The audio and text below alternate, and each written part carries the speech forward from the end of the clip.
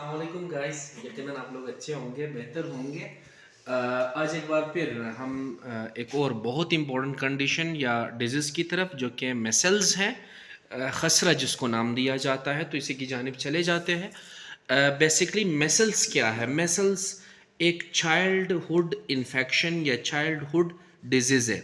यानी इस बीमारी को, इस डिजीज़ को या इस इन्फेक्शन को हम बचपन में या बच्चों में ज़्यादातर देख सकते हैं।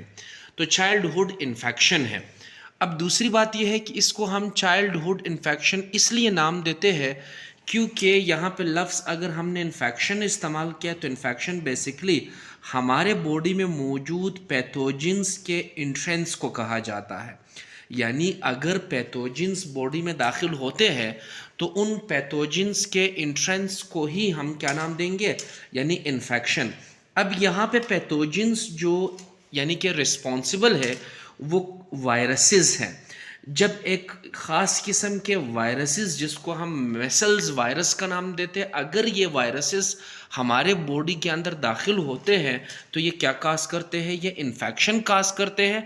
और अमूमन ये इन्फेक्शन चाइल्डहुड में यानी बच्चों में बहुत ज़्यादा कॉमन है, लिहाजा इसीलिए इसको हम नाम देते हैं चाइल्डहुड इन्फेक्शन का।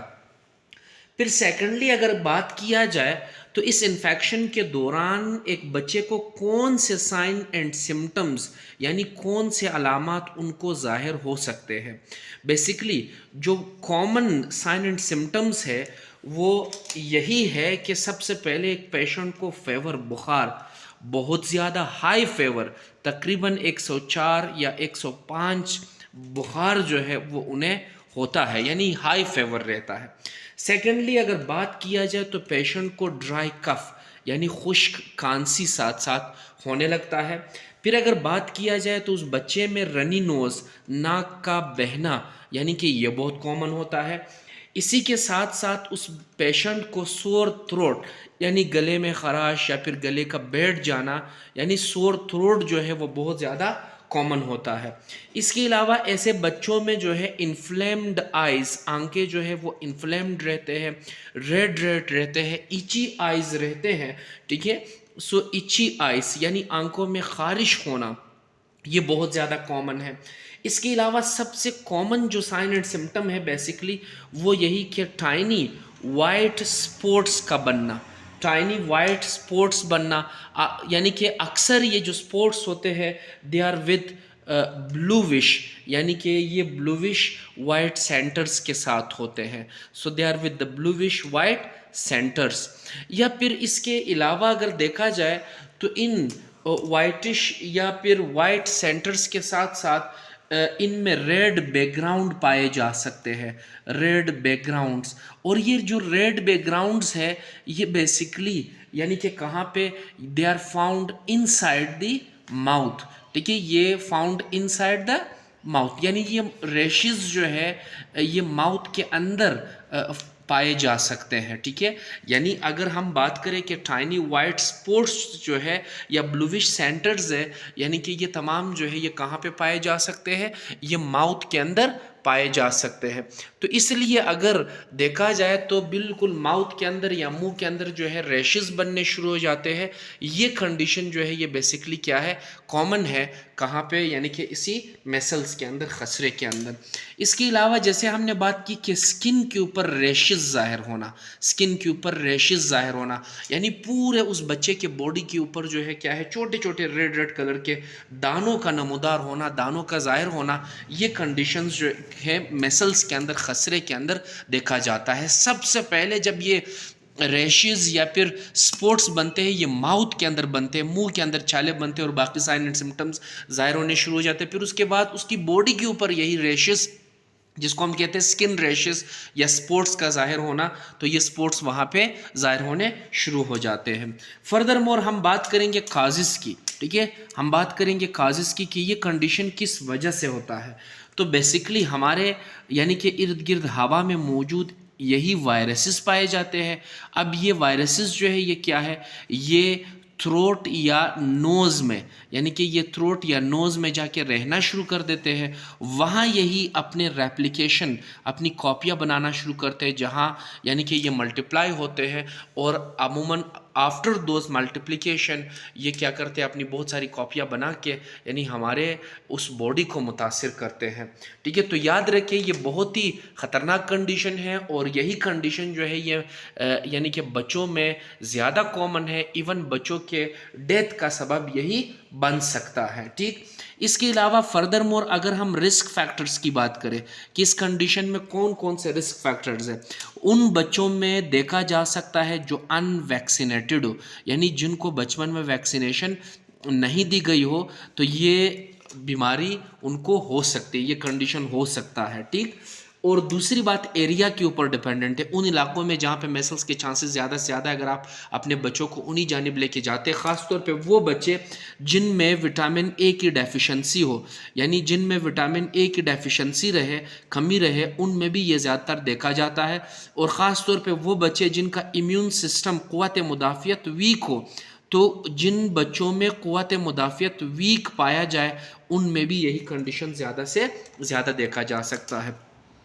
फर्दर मोर कॉम्प्लिकेशंस अगर देखें, यानी इस बीमारी में क्या क्या मुश्किलात उस बच्चे को हो सकते हैं, जैसे पूरे स्किन में ख़ारिश, स्किन में रैशेस पड़ जाना, इसी अलामत के साथ साथ उसी बच्चे को ईयर इन्फेक्शन हो सकता है, आई इन्फेक्शन हो सकता है, चेस्ट इन्फेक्शन, यानी कि जैसे कि नमूनिया है बहुत ज़्यादा कॉमन है, नमूनिया के साथ साथ ब्रोंकाइटिस है बहुत ज़्यादा कॉमन है। यही कॉम्प्लिकेशन तो उस बच्चे को यानी कि डेथ की तरफ या मौत की तरफ लेके जाता है। ठीक, तो these conditions are very harmful, यही कंडीशन उस चाइल्डहुड में देखे जा सकते हैं। ठीक है, फर्दर मोर अगर हम इस कंडीशन को ट्रीट करने के पीछे चले जाए, ठीक है, so what would be the treatment. ठीक है, तो इस कंडीशन की क्या ट्रीटमेंट होगी, और ट्रीटमेंट से पहले अगर हम बात करें टेस्ट एंड डायग्नोसिस की, कि आया हम इस कंडीशन को कैसे टेस्ट कर सकते हैं। ठीक है, तो test and diagnosis physical examination के ज़रिए हम इसे टेस्ट करते हैं, यानी हम सबसे पहले क्या करेंगे, उस पेशेंट को फिज़िकली एग्जामाइन करेंगे, जितने भी साइन एंड सिम्टम्स हैं हम उन साइन एंड सिम्टम्स को देखेंगे और उनके थ्रू हम इस कंडीशन को जो है वो टेस्ट कर सकते हैं।